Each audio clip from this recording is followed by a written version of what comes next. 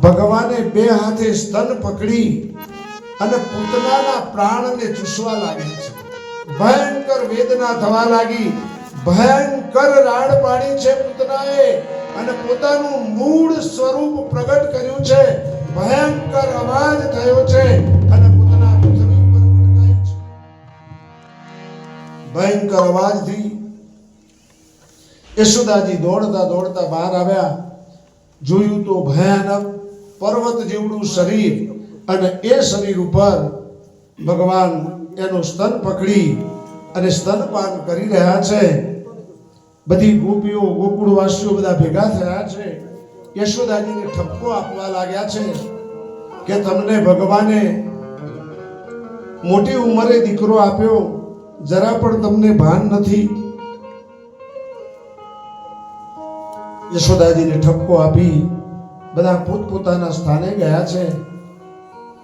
ભાગવતમાં સંતોએ એક વિવાદ સર્જ્યો છે કે જ્યારે ભગવાન પૂતનાનું સ્તનપાન કરતા આંખો બંધ કેમ કરી? ભગવાને આંખો બંધ કરી અને સ્તનપાન કર્યું છે. એટલે સંતોએ અલગ અલગ મત બતાવ્યા છે. એક સંત કહે છે કે સ્વાભાવિક છે, બાળક નાનું હોય તો એની આંખો તો બંધ જ હોય ને.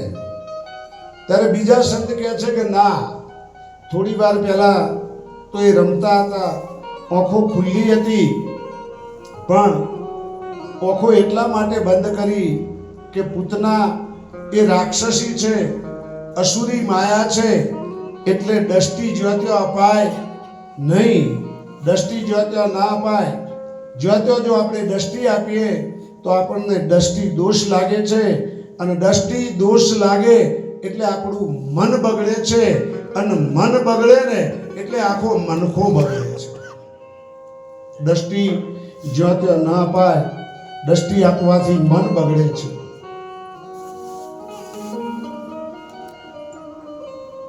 એક કહેવત છે ને કે જેની દાળ શાક બગડ્યું એનો દિવસ બગડ્યો, અથાણું બગડ્યું એનું વરસ બગડ્યું.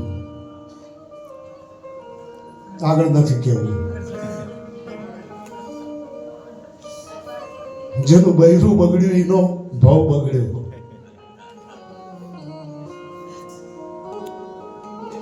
એટલે દ્રષ્ટિ જે તે ના આપવી.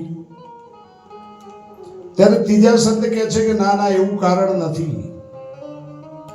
ભગવાને એટલા માટે આંખ બંધ કરી કે પૂતના ઝેર પીવડાવવા આવી છે અને જગતના લોકો મને ફળ ફૂલ પુષ્પ વગેરે કોઈ પણ ભાવથી ખવડાવે છે, હું સ્વીકારું છું, પણ આ તો જન્મતાની સાથે ઝેર પીવડાવવા આવી છે એટલે ઝેર તો પીવું પડશે. પણ ઝેર પીવું એ મારો વિષય નથી. ઝેર પીનારા ભગવાન શિવ છે એટલે એ ઝેરને પચાવવાની શક્તિ શિવમાં છે. એટલે ભગવાને શિવનું ધ્યાન કરવા માટે આંખો બંધ કરી છે કે હે પ્રભુ, આજે મારે ઝેર પીવાનો વારો આવ્યો છે. ચોથો સંત કહે છે કે ના, ભગવાને એટલા માટે આંખો બંધ નથી કરી. ભગવાને એટલા માટે આંખ બંધ કરી કે આજે આ મા બનીને આવી છે. હવે એક યશોદા મૈયા ને એક આ પૂતના, તો મર્યા પછી આને મારે કઈ મુક્તિ આપવી એ વિચાર કરવા માટે ભગવાને આંખ બંધ કરી છે.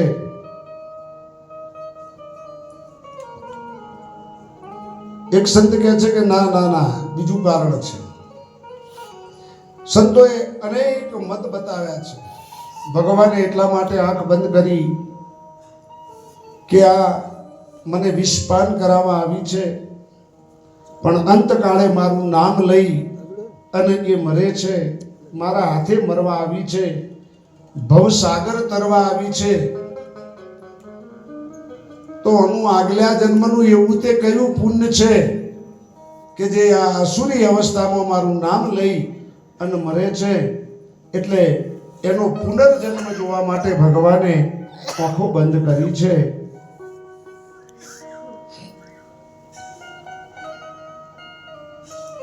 આ પૂતના કોણ હતી? પૂર્વજન્મમાં આ પૂતના કોણ હતી? ભગવાને આંખો બંધ કરીને જોયું કે જ્યારે બલિરાજાના ત્યાં ભગવાન વામન રૂપે જાય છે, ત્યારે બલિરાજાની દીકરી રત્નમાલા એ ભગવાનને જોઈ અને ભગવાન પર એને મોહ થાય છે. એટલે બીજો જન્મ એને પૂતનાનો મળે છે.